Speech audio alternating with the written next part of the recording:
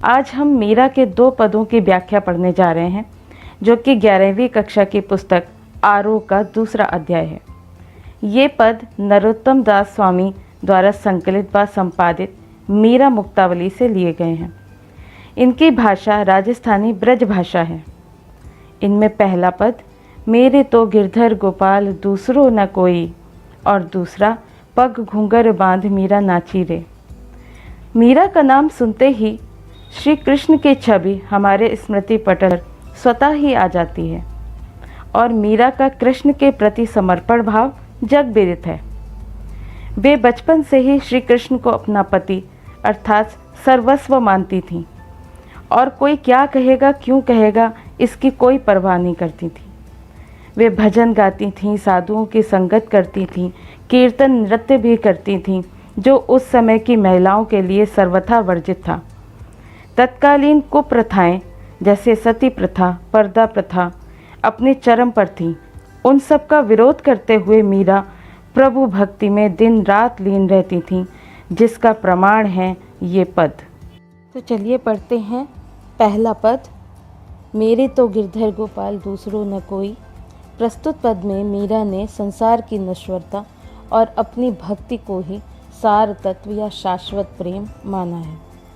इस पद में पहली पंक्ति मेरे तो गिरधर गोपाल दूसरो न कोई, यहाँ पर गिरधर का मतलब गिरिराज पर्वत यानी गोवर्धन पर्वत को उठाने वाले कृष्ण, और दूसरा गौपाल अर्थात गाय को पालने वाले। इसलिए ये दोनों नाम ही कृष्ण जी के ही नाम हैं और उन्होंने अपनी बात को प्रभावशाली बनाने के लिए इन दोनों नामों का प्रयोग किया है। और इसमें वो कहना चाहती हैं कि मेरे तो एकमात्र गिरधर गोपाल कृष्ण ही हैं, संसार में और कोई दूसरा मेरा नहीं है।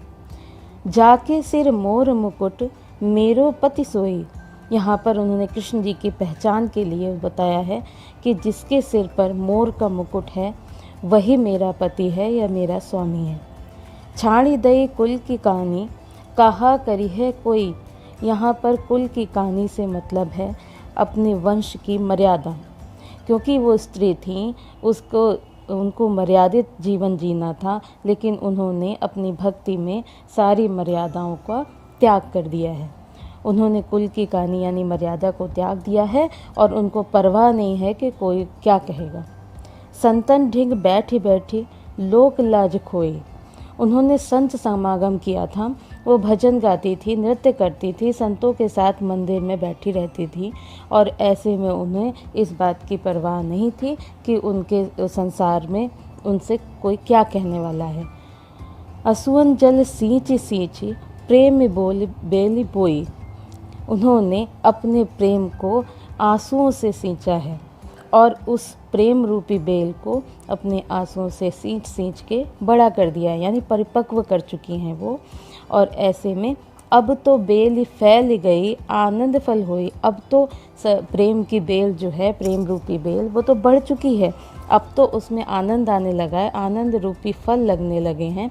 अर्थात मैं रो रो के कृष्ण जी को उन्होंने प्रेम उनका प्राप्त कर लिया है और इस प्रेम को वो मन में अच्छी तरह बसा चुकी हैं। दूध की मथनियाँ बड़े प्रेम से बिलोई, दधि मथी घृत काढ़ लियो डारे दई छोई। इस बात को समझने के लिए हमें एक कहावत समझनी पड़ेगी, जिसमें कहा जाता है कि सार सार को गह रहे थोथा दे उड़ाई। अर्थात जब हम सूप से अनाज फटक कर साफ़ करते हैं तो उस अनाज को के अतिरिक्त बाकी कूड़ा तिनके वो सब हम छांट देते हैं, यानी हटा देते हैं वहाँ से।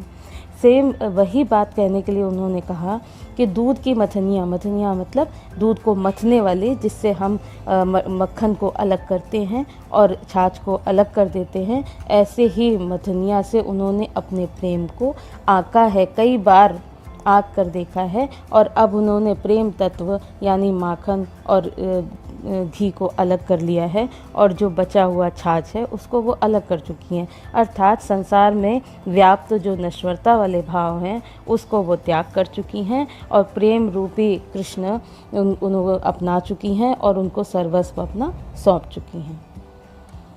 भगत देख राजी हुई जगत देख रोई, जब जब उनको ऐसे प्रेम में लीन भक्त दिखाई देते हैं तो उनसे वो प्रसन्न हो जाती हैं, और संसार में जो मोह माया में फंसे हुए लोग हैं उनको देखकर उन्हें बड़ा दुख होता है कि अभी उनको वो उसी में फंसे हुए हैं, इन सबको त्याग नहीं कर पा रहे हैं। दासी मीरा लाल गिरधर तारो अब मोही। बहुत प्रेम करती हैं वो कृष्ण से, अब वो अपने आप को दासी बताती हैं, यानी वो कृष्ण जी को स्वामी और अपने आप को उनका दासी बता रही हैं और उनसे प्रार्थना कर रही हैं कि अब तो प्रेम करते हुए बहुत टाइम हो चुका है, अब तो मुझे इस संसार रूपी भव सागर से पार लगा दीजिए, अर्थात तार दीजिए। इस पद में प्रयुक्त काव्य सौंदर्य स्पष्ट इस प्रकार होगा। यह पद संगीत लय और मधुरता के कारण मनोरम है और मीरा के सभी पद गेय होते हैं, यानी गाने के योग्य होते हैं। मीरा अपने पदों को स्वयं भी गाया करती थी। इनमें प्रेम बेल आनंद फल, इनमें रूपक अलंकार प्रयुक्त है, क्योंकि प्रेम रूपी बेल और आनंद रूपी फल या अर्थात रूपक अलंकार। इसमें दूध की मथनियाँ और ये पूरी पंक्ति जो है वो अन्योक्ति अलंकार का उदाहरण है, क्योंकि जो चीज़ यहाँ पर कही गई है वो प्रस्तुत नहीं है। गिरिधर गोपाल मोर मुकुट कुल की कहानी, ये सब अनुप्रास अलंकार के उदाहरण हैं। बैठी बैठी सींची सींची, अर्थात एक ही शब्द बार बार रिपीट हो रहा है, इसमें यहाँ पर पुनरुक्ति प्रकाश अलंकार है। कृष्ण जी के अनेक नामों के कारण काव्य बहुत सुंदर बन पड़ा है, जैसे गिरिधर, गोपाल, लाल, नागर शब्द का भी प्रयोग हुआ है।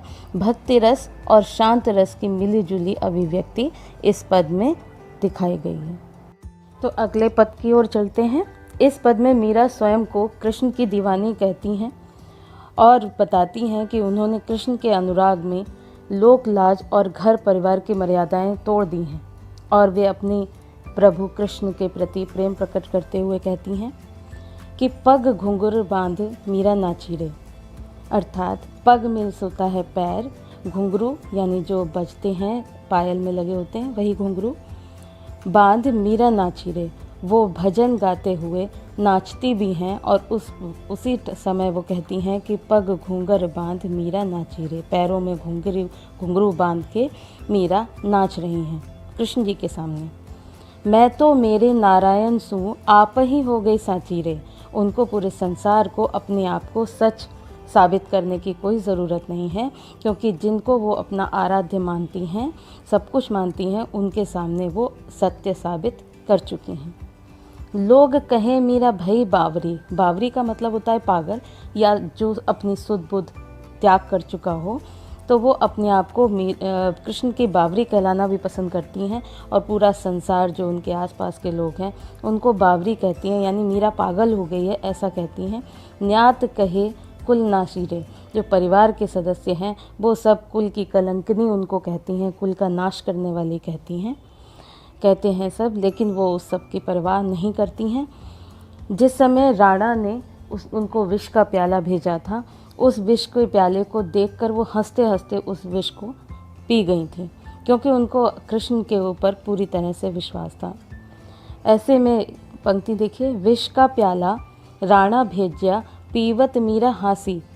मीरा जी हंस रही हैं विष के प्याले को देखकर, क्योंकि उन्हें पता है कि कृष्ण जी उनकी हर हाल में रक्षा करेंगे, और अगर ऐसा करते हुए अगर उनकी मृत्यु भी हो जाती है तो भी वो कृष्ण के समीप ही जाएंगी। ऐसे में उसको विष को पीने के बाद भी मीरा जी को कुछ भी हानि नहीं हुई थी, वो जीवित रही थी। मीरा के प्रभु गिरिधर नागर सहज मिले अविनाशी। मीरा जी कहती हैं कि मेरे प्रभु गिरधर नागर हैं। गिरिधर का प्रयोग दोबारा हुआ है पद में, यानी गिरिराज पर्वत को, गोवर्धन पर्वत को धारण करने वाले कृष्ण। नागर शब्द यहाँ पर आया है राजस्थानी सभ्यता में, जिसको मुखिया कहा जाता है उसी को नागर शब्द भी प्रयोग करते हैं। ऐसे में उन्होंने कृष्ण जी को महत्वपूर्ण बताने के लिए इन शब्दों का प्रयोग किया है। और सहज मिले अविनाशी का मतलब, अविनाशी मतलब होता है जिसका विनाश कभी ना हो, हमेशा ही शाश्वत रहने वाले, वो उनको आसानी से प्राप्त हुए हैं। सहज का मतलब आसानी से प्राप्त करना, उन्होंने कृष्ण जी को बड़े आसानी से प्राप्त कर लिया है। इस पद में मीरा पर ढाए गए अत्याचारों का संकेत मिलता है। दूसरा, उनके एक निष्ठ प्रेम की भी परिभाषा देखने को मिलती है। इसे पढ़कर मंदिर में तन्मय होकर नाचती हुई मीरा का चित्र स्वतः ही आंखों के सामने सजीव हो उठा है। इसी के साथ पाठ समाप्त होता है। आशा करती हूँ कि आप सबके समझ में आ गया होगा। धन्यवाद।